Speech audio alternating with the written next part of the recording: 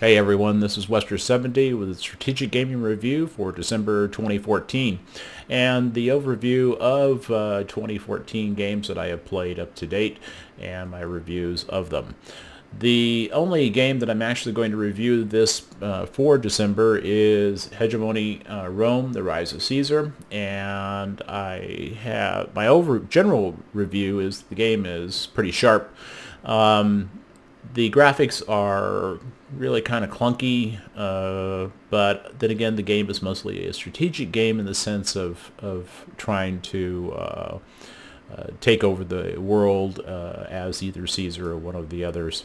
There's two parts of this game. There's the campaign mode, and then there's also the sandbox mode where you start out as one of the different factions in Gaul and then try to take over the known world. I tried the campaign and it worked pretty good. The supply lines was sort of mysterious, and actually, to be frank, is still a little bit mysterious, but after playing the sandbox for quite a while, I got a feel for what was going on with that and was able to make some sense out of it and stabilize my resources. The tactically speaking, the game is, pretty simple. You don't have a lot of unit formations. It's quite different from Total War in that sense. The Total War, you seem to have a great deal more control over, resources and things like this. Whereas in Hegemony, it's not so much. It's kind of hit and miss what you do get. The AI that is against you is fairly decent. They don't roll over for you.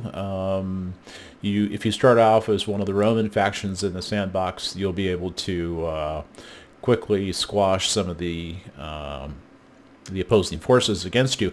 However, you quickly run against a resource barrier in terms of having the ability to continue to expand, and that's where things start to kind of fall apart. You really have to get into resource management, and the resources are not that easy to manage. Now, you have to take this commentary with something of a grain of salt in the sense that I haven't totally explored the game. I've only played a part of one of the campaigns, and then I played for several hours one of the sandbox parts. The sandbox actually is kind of pretty interesting in the sense of trying to set up your forces, go in, and then try to conquer some of the other adjoining city-states that are factions that are nearby you. The battles are pretty straightforward. If you go as one of the Roman factions, you'll be able to do quite well with it. But if you're trying to once you get beyond a certain part, though, things start to get very difficult trying to accumulate more resources to build more armies and things like this. I got to about 4 or 5 factions that I was able to conquer, or not factions, but cities within various factions. And it was very difficult to get beyond, I think, about 5 or 6 of these that I had captured. And I was constantly putting out fires all around me, trying to stabilize the provinces so they wouldn't rebel, and to keep the enemy from raiding. The AI does a great job of raiding you. They come in and hit your resource bases, knock them out, and then you have to go back out and generate more plebs and civilians to go out and do your resource gathering for you, and then the enemy comes right back and knocks you out. And you just can't keep your armies in the field continuously unless they're within a resource zone that they can draw upon. And typically a lot of your resources are not immediately adjacent to one of these resource zones where you can get food and things like this. You need to constantly send your military units back to a base where they can resupply and be able to subsist in that area. So it's a challenge. Certainly I sort of came up against a wall at that point with the number of cities that I had taken, and was not able to advance beyond that part. I think that's where I really have to start to finesse the game in terms of getting a better handle on how to manage the resources and protect them. It took me quite a while to figure out how to work the supply lines. So I kept, having my supply lines going back and forth from different places. And I found out I was losing tons of money by doing that. You have to have only one supply line going from one resource to another. And I had these crisscrossed all over the place, which really hurt me in terms of gathering enough funds to build armies and things like this. So with that being said, so let's take a look at the campaign that we're in.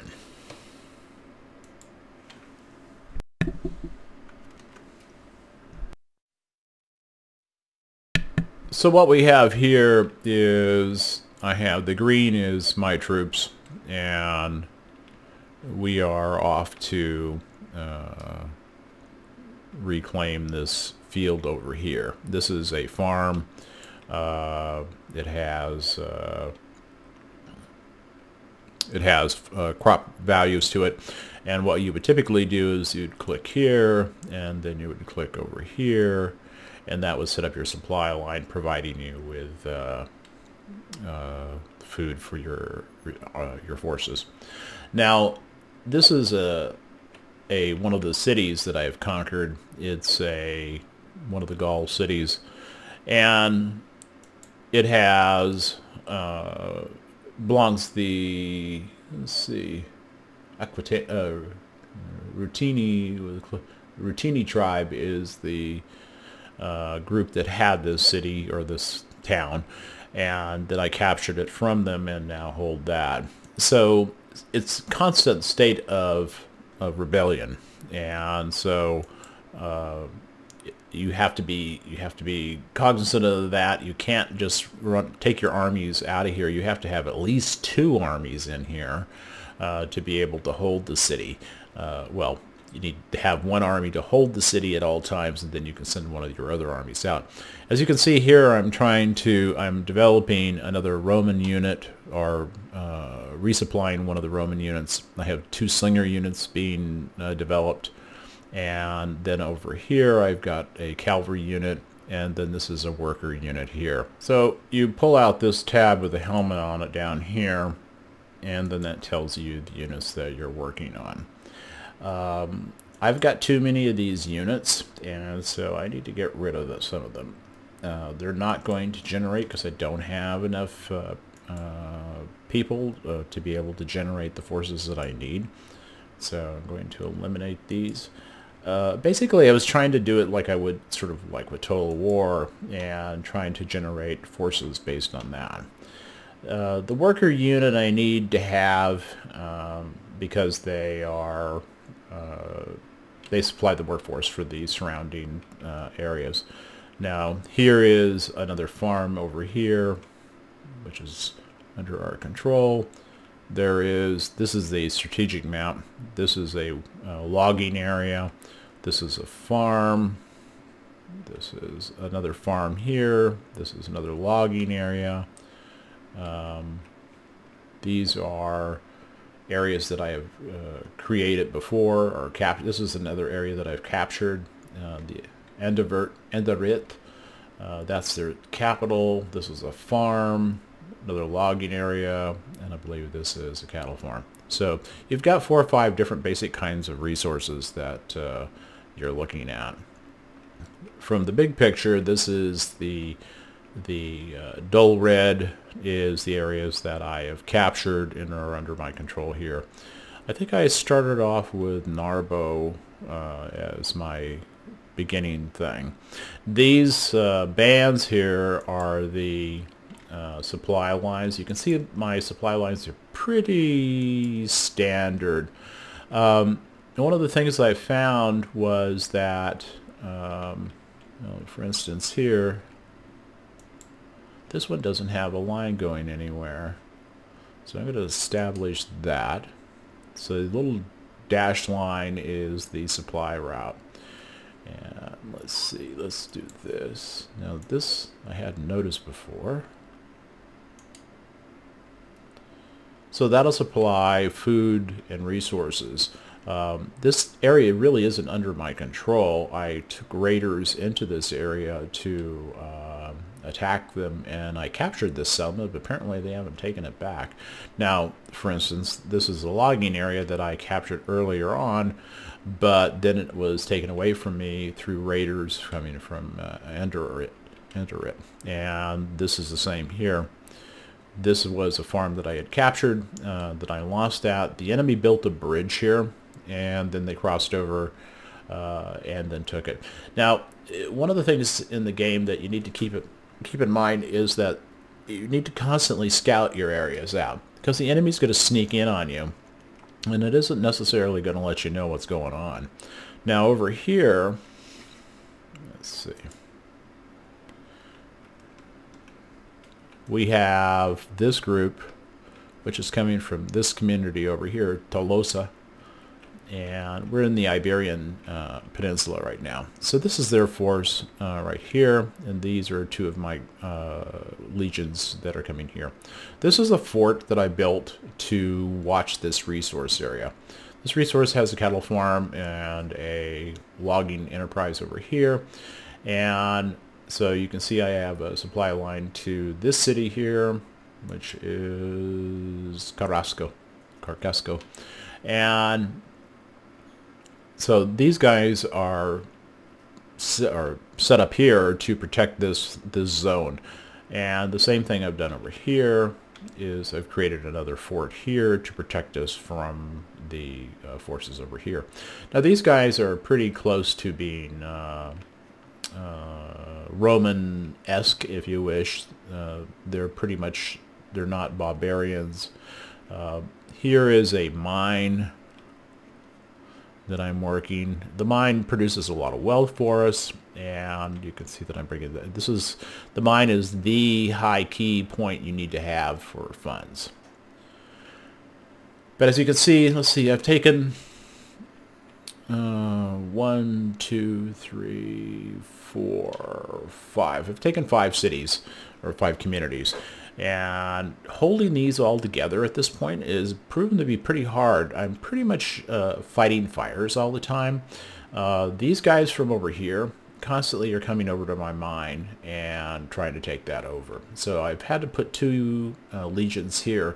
2 legions is the minimum to hold this area, because when you take casualties, you have to go back to one of the cities, preferably, or the city that they originated in, or have the, I don't know, the recruitment ability for that particular type of legion and the different types.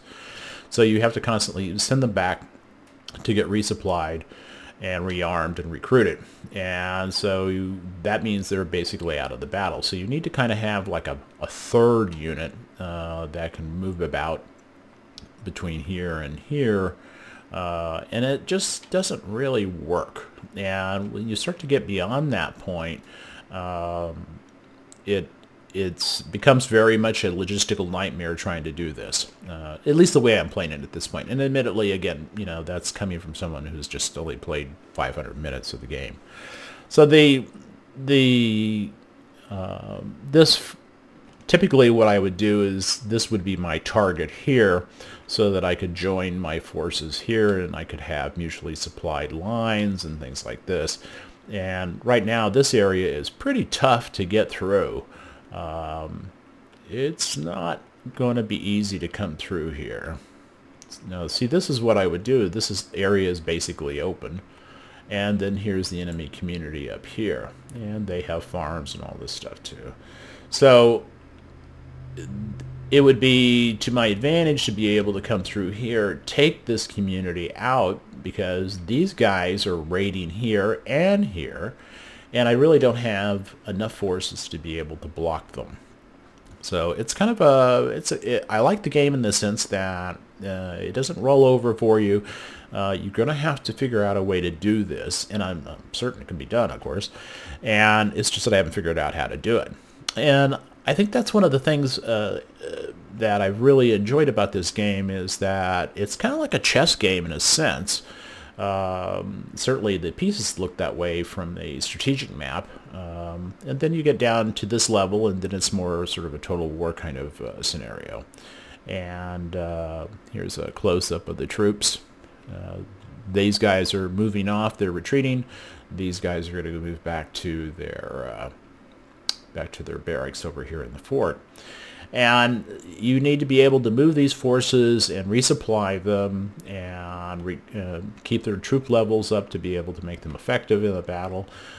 There are different unit types. The different groups here, for instance, I didn't have access to cavalry because I don't have that kind of thing, or those kinds of research areas done yet. That was provide me with the means to put cavalry in the field, or siege catapults and things like this. So these are things you always have to keep in mind. These cities also will rebel against you, so that's another issue you have to worry about. And it's one of those things where you really have to keep on top of your game. I think overall that I really like this game. It's kind of turn-based, and like Total War, the battles are fought in real time, and that's cool. The graphics are kind of clunky, but you know, as a strategic game, that's kind of cool. I mean, this is it's more like a chess game, as I said before, and I think I like that aspect of it. It kind of makes it a more game you want to do long term, and you can come back to it. There's not a lot to it. I mean, there is a lot to it once you've got the basics down, which I admit I do not have at this point. But I would recommend this game. I think it's fun. I think there's the campaigns are a little bit. The campaign parts that I've worked on so far are pretty easily done. I haven't found a problem with them. The sandbox is a lot more difficult, which again is a challenge. But I think most of it is something that you just have to work out in terms of your dynamics. So I'd recommend this game. It's a lot of fun. And so we will now go on to the main part of our review. Arma 3 probably has the most playability of all the first-person shooter games. I've played this game in more ways and in more scenarios than I can count, all the way from massive assaults by tanks and helicopters to street thugs doing drugs on downtown corners. The only limitation is the limited number of maps available, but frankly, if you've explored and played the main island in its entirety, then you need to get a life. Go fishing. One of the best aspects of the game is the map editor, which is often overlooked by most players. The whole process is greatly simplified and easy to produce. Not only do you learn the game mechanics in ways that you wouldn't normally see, but you come to appreciate the complexity of setting up the game, how units react, and how to properly set up defenses that are both static and mobile. This is one of the best parts of the game. When setting up the defenses, you quickly learn time management, how to set up ambushes and patrols, and how a commander lays out his or her forces. Once you get tired of other people's scenarios, I would strongly recommend going out on your own and making up your own scenarios. Try it, you'll like it. This game has a lot of playability. The second first-person game is War Thunder. The number of planes, the ease of flying the planes, and sheer fun of going against live opponents is incredible. I have met more great people from all over the world than in any other game I have ever played. I have seen one player shoot down 6 other planes in the most harrowing dogfight that I have ever seen, and I was watching as a spectator. The tank battles are fun too, but the planes are just way more exhilarating. After a year and a half of playing daily, I stopped playing the game and will come back to it when it has progressed further. I highly recommend this game. It's a lot of fun, particularly if you ever wanted to fly. The Total War franchise is a mix of strategic and tactical playing that covers most of the conflicts that I enjoy playing. Rome 2 has a huge number of factions to play, and each one provides unique challenges and efforts to win or to at least enjoy losing. There are some factors of the game that I don't think work well or work as well, but to be honest, I don't think they're enough to warrant giving up on the game. Every game has idiosyncrasies, and you just have to learn with them. I think in terms of overall playability, Total War is just one of the best franchises out there. It gives us a great deal of realism. It combines both real-time and turn-based playing, and it's an amazing game fighting out on the battlefields, particularly with all the different types of units that you could expect from these different time periods. I think if you enjoy this type of strategic game, you will really love Total War. I highly recommend this one. A real-time game that still floors me without benefit of drinking too much is Ultimate General Gettysburg. I have never seen graphics that capture the terrain, troop movement, and battle conditions as well as this game. The AI is superb, and the multiplayer component just adds to the fun. Sometimes I'll just watch a YouTube battle just for the fun of it. Agrippa Maxentius on YouTube has some of the best gameplay commentary that I have seen. I recommend you check him out. In terms of the game, it is the most satisfying that I have had or seen in a long time. It is a real-time game and does involve a lot of micromanagement, but it is well worth it. Each battle takes on a life of its own that ebbs and flows as you add or subtract forces and types of units. You can surprise your enemy by being unorthodox, by outflanking them, or you can stay behind your fortifications or hilltops and blast away. In terms of replay, it is outstanding. You can select the stance of the enemy, or you can randomize it so that it is a surprise, particularly in the single player. Loss of playability. I would really like this game to be expandable to the full war and allow you to change history. You could kick McClellan's ass to get him to actually fight a battle without retreating first. This game is really highly recommended. It is a little bit stressful, particularly in a multiplayer, but I highly recommend you give it a shot. Thanks. The last game I want to talk about is Gravity Tactics games. I have done several videos on them and frankly enjoyed them so much I don't mind losing some of these games. I don't play to lose, but the game has a certain feel about it that forces you to think about how you're going to set up your defenses or offense, depending on your preferences. Even when I'm on defense, I can go on the offense and blunt an enemy's victory. The game is a nice strategic mix of turn-based and strategic real-time battles. You are forced to consider good tactical positioning to make the most of your forces, or you'll be cut to shreds. And while your ability to issue your orders on the battlefield is limited, you can still dictate enough to make you feel that you're responsible for the outcome. The graphics are a little bit clunky to me, but that's a small price to pay for the enjoyment I get out of the game. One thing I would like to see in the game is better recon in the strategic map. Granted, most wars and battles, recon is a mixed bag. For so many reasons, it would be impossible to count them all. However, some type of intelligence gathering on the disposition of enemy forces would be most welcome. It could be in the form of civilian assets who rely information by radio, foot traffic from village to village, or some other mechanism. And that information could be bogus too. It would be up to the commander to decide to weigh the value of the different various forms of intelligence that they might receive. Gravity Tactics is a wonderful game. You really get the chance to be a tactical commander in the sense that you're giving orders and then allowing your forces to carry them out for you. It's an excellent game to learn how to do a battle and how to counter surprisingly good AI on the opposing side. I highly recommend this game. I look forward to playing a lot more of these and making more videos on them. If you've enjoyed the Strategic Gaming Review, please give a like and subscribe if you haven't already. If you would like a review of a particular game, just let me know. Thanks, and we'll see you on the battlefield.